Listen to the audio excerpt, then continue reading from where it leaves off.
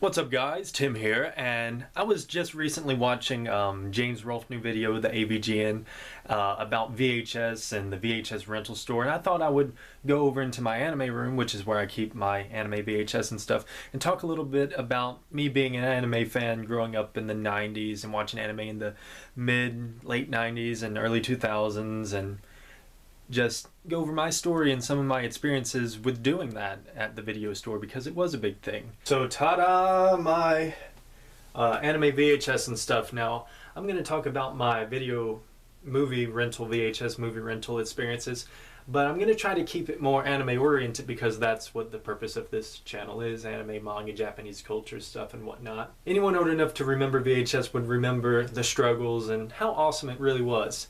But a lot of the modern people don't know, especially the seasonal anime watchers, the newer generation, the people born in the late 90s, early 2000s. These people probably don't realize that anime has been around in the United States since the 60s.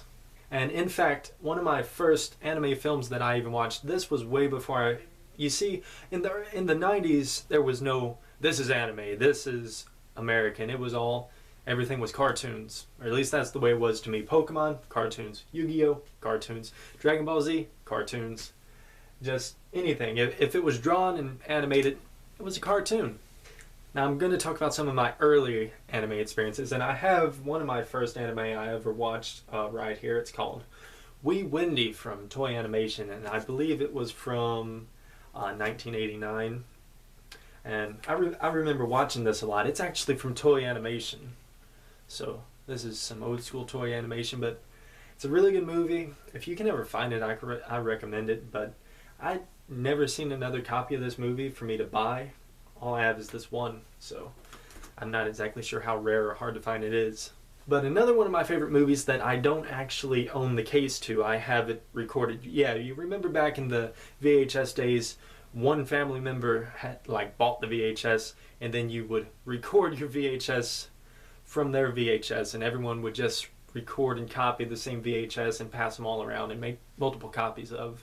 Yeah, it's probably an illegal thing to do, but everyone did it back in the 90s and stuff whenever VHS was hot, because it's just a thing everyone did.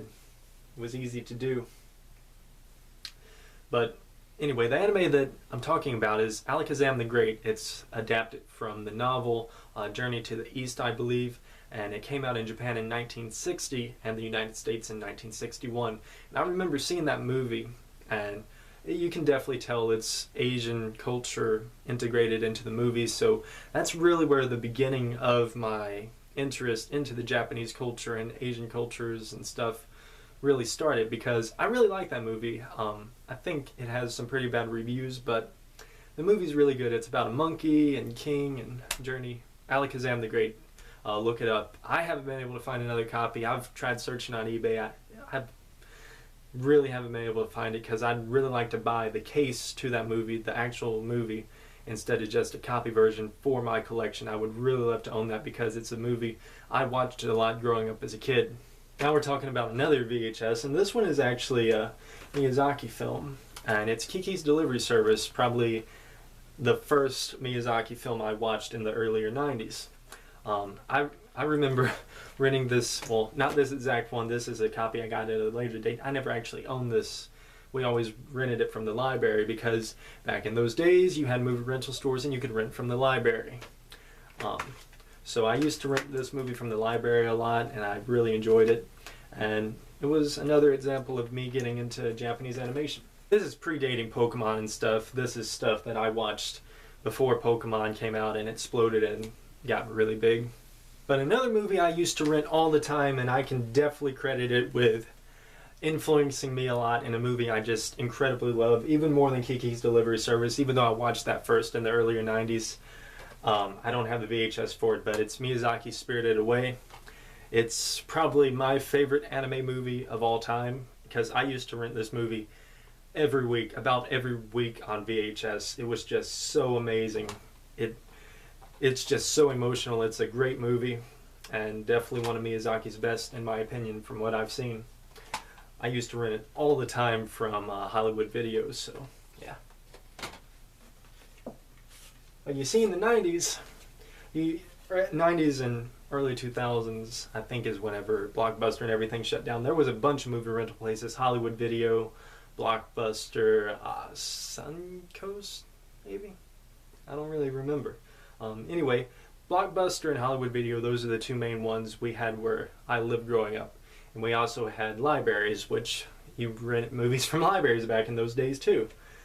And I used to rent Pokemon VHS, and I don't have any of them, but I also used to rent Sailor Moon VHS, and I never rented any Yu-Gi-Oh! Or Dragon Ball Z. It was always Pokemon or Sailor Moon, so that's pretty cool.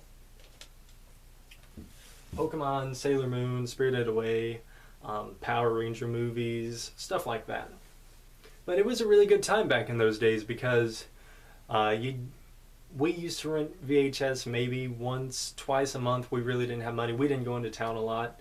I still don't go into town a lot. I hang out a lot out in the woods. It was a good time renting VHS because it was always exciting to see what was new. Sometimes they had what you wanted, sometimes they didn't. There was no continuity. Back in those days, no one really had the internet. We never had internet. So there was no way to really know what came next as far as a chronological order. You see, on the Pokemon VHS, there's no numbers for episodes on the back because, I don't know. I don't know why they chose not to do that, but there's no episode numbers on the back. It just has the names of the episodes, so you would just rent the movies and then try to piece together the storyline unless you was watching it on TV, which I did watch it on TV, but you always wanted to watch more Pokemon instead of just waiting to watch it Saturday mornings and stuff. So you'd rent VHS in order to see more episodes, because sometimes you'd miss episodes and you wouldn't even get the whole story.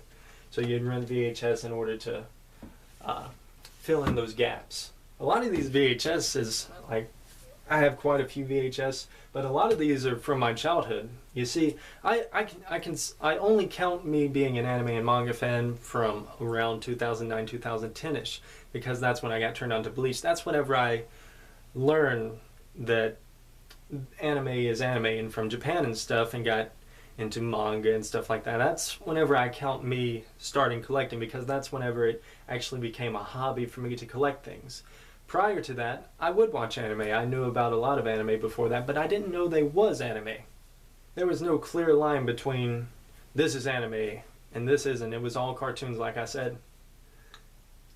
And I used to have a series I liked and watched and series I didn't. One story, it was either for Christmas or for my birthday one year, and Yu-Gi-Oh! Was really big back then, and I wanted a Yu-Gi-Oh! VHS for a present. And my mom went out and she got me Yu Yu Hakusho, and I had no clue what Yu Yu Hakusho was. I never watched it back then, and I was so disappointed because she brought in Yu Yu Hakusho just because the name started with the same two letters as opposed to Yu-Gi-Oh!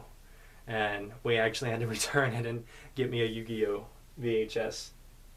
But like I said, a lot of these are from my childhood, like the Dragon Ball Z ones, the Pokemon ones, and the Yu-Gi-Oh! Ones. Those are ones I gradually picked up whenever I was younger. And then later on, whenever DVDs started becoming more popular and VHS was phased out, you see the Dollar Generals and stuff, they would get all of the stock for the anime VHS as well as other VHS. And you could pick up all these anime for like $1, and that's how I came across a lot of my Dragon Ball Zs, because prior to that I really only had Pokemon, but during that period I stacked up a lot of my Yu-Gi-Oh! And my Dragon Ball Z. And the rest of these have followed suit after that. Like my Gunbusters, Record of Lados War, Evangelion. It was a really exciting time back in the VHS days. I still enjoy VHS. I enjoy it a whole lot because it's just that nostalgia. It's not really convenient. You have to rewind your videos, and in order to rewind past the previews, you have two speeds.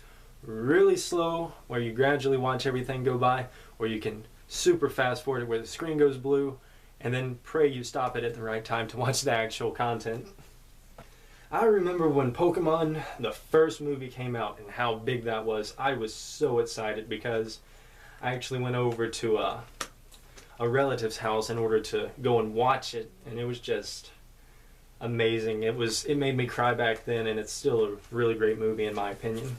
But yeah, renting VHS back in the day was a really big thing for me, and I'm sure even more for other people that actually had the funds to actually do it, because I don't really remember too much about the cost situation, because every once in a while, like I said, maybe once or twice a month back in the 90s, my parents would take me out on like a weekend and would rent a VHS or something, and they'd just let me pick out one for me. And a lot of the times me and my brother had to agree on, so I would kind of muscle my younger brother into getting what I wanted a lot of the time, as a lot of siblings do.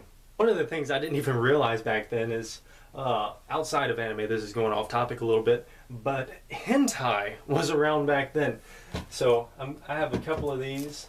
I'm pulling one out, and here we have Countdown, which is an adaptation of Countdown Sex Bombs. Euros Comics released the hentai manga over here. Actually, it says it on it, based on the hit series from Euros Comics. So that's pretty cool.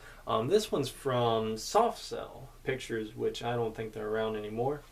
So hentai was around even back in the VHS days, and here we have Ray Ray. I think I actually seen this one before. I don't know.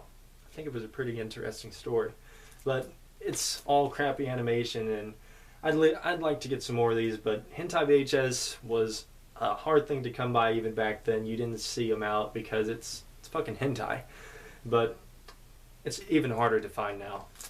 So that's pretty interesting that hentai was around back in the early VHS days and stuff. Out in America, actually, so that's pretty impressive. Whereas now, hentai anime on DVDs and various other sites is kind of phasing out and dying over here, sadly. It was a great time renting Pokemon, Yu-Gi-Oh!, Sailor Moon, Sailor S, the Sailor Moon movies, Miyazaki movies. Power Rangers was a big thing. I really enjoyed Power Rangers back then. But it's really sad because the newer generations won't get to experience that. It was a strange time back then too. Back whenever VHS was getting phased out into DVDs, and even prior to that. Like you had Laserdisc, you had VHS, you had CD videos. I still have some of those. But remember, it was like movies, but on CDs.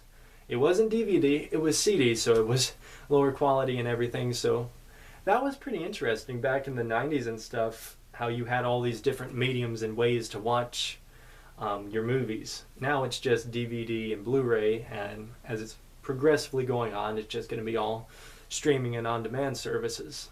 It's sad because the newer generations and younger people won't get to experience the thrill of actually going out, picking out a movie, the letdowns of not being able to get the movies you want, the whole experience. Because like I said, this is before the internet was big, and before you could readily access any information whatsoever. You can fully research anything you want now. Back then it was a gamble. You'd go in and pick up a new movie, and you had no idea if it was good or bad, and if you wasted your money or not, and it was just really fun. It was a great experience growing up in those days.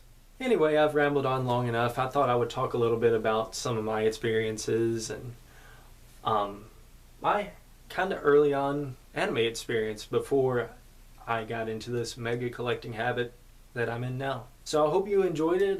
If you're old enough to remember these eras and how great it was, I'm pretty sure it brought back some feelings and memories of disappointment and exhilaration within you. If you're younger and didn't get to experience any of this, I'm sorry, because you kind of missed out on some pretty great things and just bonding time. Well, that's all I have to say, and I will see you in the next video whenever the motivation strikes. Like, I didn't plan this out. I just watched James Earl's video and came upstairs and decided to make this. So I got to get back to work doing other things and not talk about anime for a while.